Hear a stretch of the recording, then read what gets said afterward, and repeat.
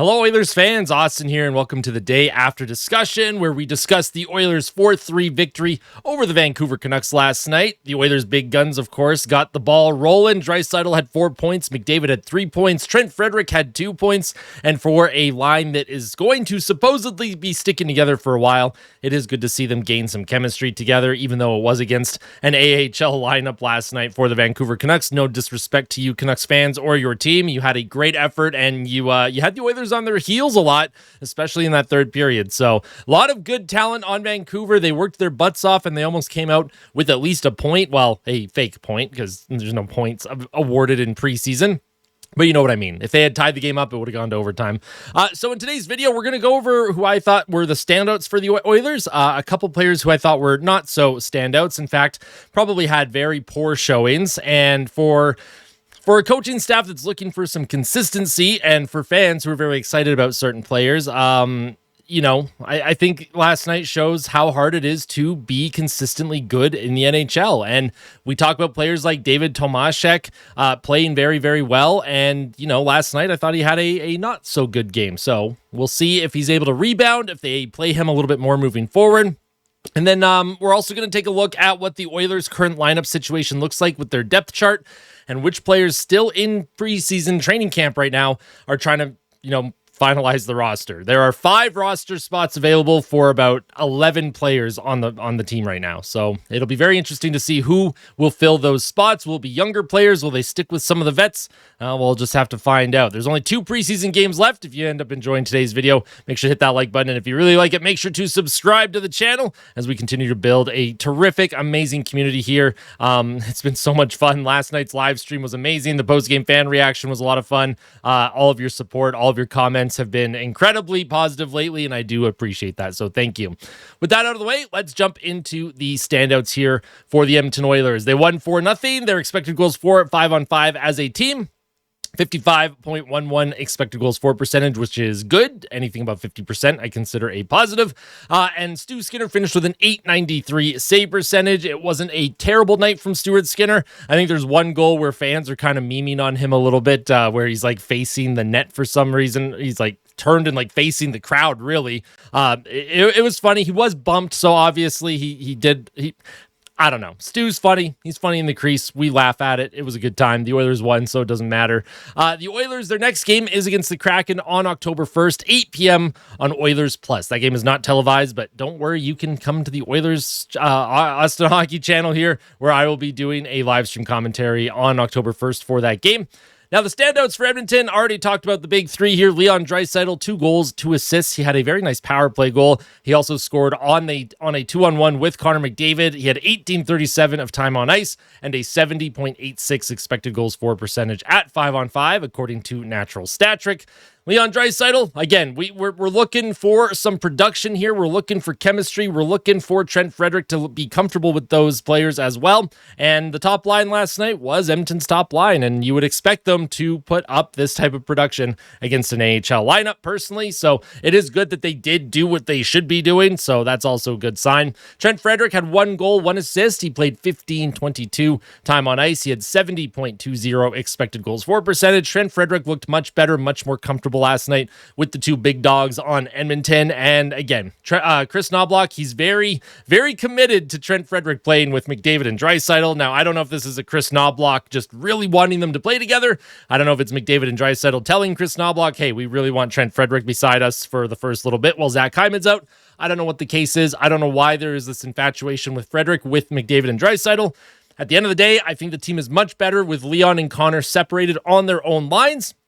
But I'm not an NHL coach. I will never be an NHL coach. They tend to know a little bit more than us fans at home. But again, I'm a fan, so I get to sit here and judge these decisions. And if it ends up working out, that's a good thing. And then I look dumb. And most fans usually do look dumb. But sometimes the fans do look a little bit smarter than the coaches. So Connor McDavid last night, he had 1 goal, 2 assists, 19:10 time on ice, which led all forwards, and a 67.35 expected goals for percentage. So good for Connor McDavid. He's looking in midseason form. I found him and Draisaitl in both their preseason games. They have had a ton of chances. Last night, they're finally able to bear down on a couple of those chances, especially on odd man rushes. They tend to get 2 or 3 odd man rushes per game. It is nice that they finally put one in the net. It's nice that they even got a shot on goal this time, because their first game together, they had 2 or 3 2-on-1s and they didn't even get a shot on net. So good to see them actually put it in and bear down tonight.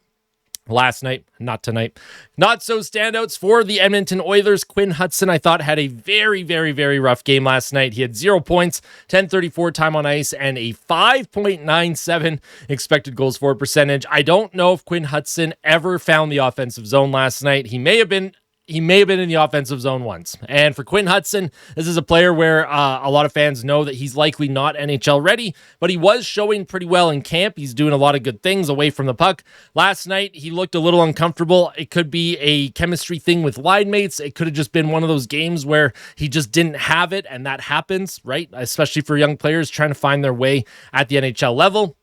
So we're not too worried about Quinn Hudson. He is likely going to go down to Bakersfield and play a ton of minutes this season and maybe be a call-up option, but looking for a little bit more from Hudson, especially against the lineup that Vancouver iced. You'd think Hudson would be able to do a little bit more. Tough game for him last night. Personally, I found he just looked very uncomfortable.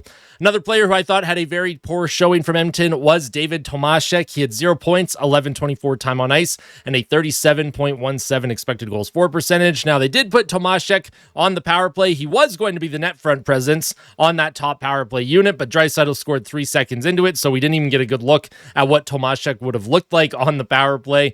It was good, though. Tomaszek, he did a flyby screen of Thatcher Demko, which allowed Draisaitl's one-timer to beat Demko over the blocker. I do think that Tomaszek flying in front of him kind of did mess up his timing on where that shot was going. So the little details we notice, that's a positive, but at 5-on-5, Tomaszek, a little bit more to be desired here. As I mentioned in the intro, Chris Knobloch and the coaching staff, it's one thing to have a really good game in preseason, but can you follow it up with a second consecutive game and then a third game in a row that's good, a fourth, so on, right? You're looking for that consistency to see if you are really NHL ready. And David Tomaszek, I think last night was his first poor showing of the preseason, and I imagine he will get at least one more game to kind of show the coaches, hey, I'm here, I'm ready to play in the NHL, but it'll be very interesting to see if he sticks around. I like his game a lot. Last night, wasn't a huge fan. And then, of course, another player that I've really enjoyed in preseason, but who I also thought had a tough game, was Josh Szymanski. 11:22 time on ice, 37.47 expected goals for percentage. This is another player where, you know, him and Tomaszek have connected on a couple goals this preseason, and they've looked pretty good. But Szymanski, again, he just didn't look like he had the foot speed last night. Some of these guys looked a little tired, and I'm wondering if they've just been played too much. I don't know what the case is, but the Vancouver Canucks also looked very, very fast, very rested, and there was a lot of desperation on Vancouver's end. There's a lot of players on Vancouver that are trying to make the team. There's a lot of opportunity in Vancouver in their little retool that they're doing. It's not like a full-on rebuild, but they are a team that has some pieces that they're trying to retool, work into their lineup. And I found Vancouver last night, other than against the Oilers' top line, they kind of feasted on the Oilers' other 9 forwards and 4 defensemen. So we'll have to see how Szymanski and Tomaszek rebound and bounce back. As of the recording of this video, there has been no cuts to the team. There's been no roster cuts. So we'll see if they're still sticking around tomorrow into the game on October 1st. So keep an eye out for that. Those are my thoughts on the Oilers standouts and not so standouts. Now let's get into the lineup situation. What players are available to fill 5 roster spots, right?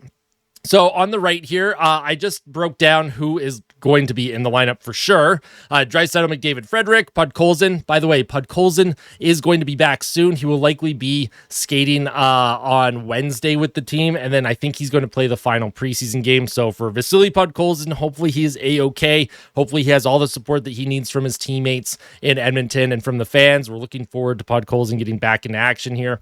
Podkolzin, Nuge, Mangiapane, Henrique, and then 2 question marks. Janmark, a question mark, and Kapanen.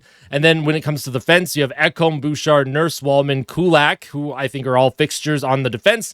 And then you have on the right side of Kulak, and then the seventh D-man, a couple question marks, Stu and Picks in the crease. You have 11 players available to fill those 5 spots. You have Szymanski, Tomaszek, Regula, Hudson, Savoy, Philp, Lazar, Howard, Lepinen, Emberson, and Stetcher, all trying to fill just a few roster spots. Now, out of the 11 available players, or the 4 available D and 7 available forwards, who do you think slots in here? I want to know what your optimal lineup is. I want to know what you think should happen, right? Which players do you think are most deserving? Where do you think certain players are going to slot into this lineup? It's really tough because I think Atro Lepinen has shown very well in preseason for the Oilers on defense. Alec Regula is a defenseman where I thought he had a good game last night against Vancouver. He is a right shot defenseman. He's big. And I feel like if they put him on waivers, he could get picked up. I don't know if he would, but he could. I think a lot of teams value those right shot D-men, especially when they're big like Regula is. And then you have Emberson and Stetcher, who have been with the team for a little bit here. Stetcher for a couple seasons. Ty Emberson last year played his first full season with the Oilers. So there isn't a lot of room to fill out this roster, but there are a lot of players who are trying to get in there. And for the Oilers, I think if you want Szymanski or Tomaszek to find their way into the lineup, they have to play better than they did last night. Right now, Savoy, I think, is for sure locked in. Noah Philp likely super locked in as well for the 4th line center position. So there's opportunity here. Opportunity is knocking for some young players, but when you break it down like this, it's really tough, right? It shows just how hard it is to make the NHL, especially for a team like Edmonton, who is in a cup window right now. And I got a Mochi scratching at my chair right now. Hi, Mochi. Hi, baby. You want to come up? Okay, no, she's ignoring me. So let me know your thoughts. Let me know who you think should make the team. What do you think your optimal lineups would look like once the lines are set? And I'll be checking out the comment section. I'm excited to see what y'all think. Thank you so much for your continued support as always. Make sure to hit that like button. Make sure to subscribe to the channel. Tell someone that you love them. And as always, fight like a kid, fight like Ben. Let's go Oilers. We'll see you in the next one, folks. Take care.